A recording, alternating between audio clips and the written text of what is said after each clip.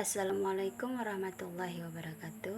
Perkenalkan, nama saya Dina dari Universitas Malikus Saleh, Prodi Pendidikan Fisika dengan NIM 2207329. Pada kesempatan kali ini, saya akan membahas satu materi, yaitu tentang perpindahan kalor.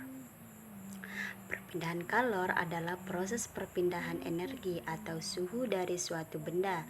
Secara alamiah, perpindahan kalor terjadi dari benda bersuhu tinggi ke benda bersuhu rendah. Contohnya itu, perpindahan kalor pada es batu yang dicairkan dalam sebuah panci yang dipanaskan di atas kompor. Nah, panas dari api kompor menimbulkan perpindahan kalor ke es batu, sehingga es batu kemudian mencair menjadi air. Nah, artinya itu, benda yang beku melepas kalor, sedangkan benda yang mencair menerima kalor. Nah, dari peristiwa ini dapat dikatakan bahwa proses perpindahan kalor dapat mengubah wujud suatu benda. Secara umum, perpindahan kalor dipengaruhi oleh beberapa hal seperti jenis, wujud, massa, sampai perubahan suhu suatu benda.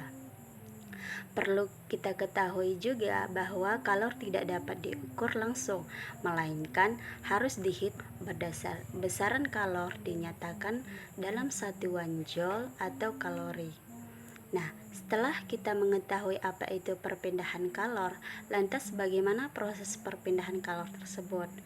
Nah, proses perpindahan kalor terdiri dari 3 bentuk, yaitu konduksi, konveksi, dan radiasi. Dari 3 cara perpindahan kalor, saya akan menjelaskan satu persatu, yaitu yang pertama, konduksi merupakan perpindahan panas melalui zat padat yang tidak ikut mengalami perpindahan. Apabila ujung sebatang logam dipanaskan di atas api, maka ujung yang lain akan menjadi panas. Hal ini juga menunjukkan kalor berpindah ke bagian yang memiliki suhu yang lebih rendah. Nah, contoh dari konduksi ini adalah tutup panci yang menjadi panas ketika digunakan untuk memasak. Yang kedua ada konveksi. Konveksi merupakan perpindahan panas melalui aliran yang zat perantaranya ikut berpindah. Konveksi sering terjadi pada zat cair dan gas. Contohnya, air yang dipanaskan akan memuai sehingga massa jenisnya menjadi berkurang. Karena massa jenis berkurang, air kemudian bergerak naik. Nah, selain itu, konveksi juga terjadi pada gas ketika udara panas naik dan udara yang lebih dingin turun. Contoh konveksi udara terjadi ketika angin darat dan angin laut pantai, gerakan balon udara, dan asap cerobong pabrik. Nah, yang terakhir itu ada radiasi.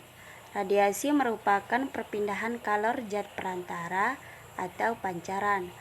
Radiasi yang dipancarkan atau diserap oleh benda bergantung terhadap warna benda. Benda yang berwarna terang menjadi pemancar atau penyerap kalor yang buruk, sedangkan warna hitam akan menjadi penyerap kalor yang baik. Sebagai contohnya, jika kita mengenakan baju warna hitam pada siang hari, tubuh akan merasa lebih cepat panas. Nah, contoh yang lain dari radiasi adalah tubuh akan terasa hangat jika kita dekat dengan api. Pakaian akan menjadi kering bila dijemur di bawah sinar matahari. Nah, itulah pembahasan macam-macam perpindahan kalor beserta contohnya dalam kehidupan sehari-hari. Ternyata tanpa kita sadari ada banyak perpindahan kalor yang terjadi di sekitar kita. Itu saja yang bisa saya sampaikan. Saya akhiri. Assalamualaikum warahmatullahi wabarakatuh.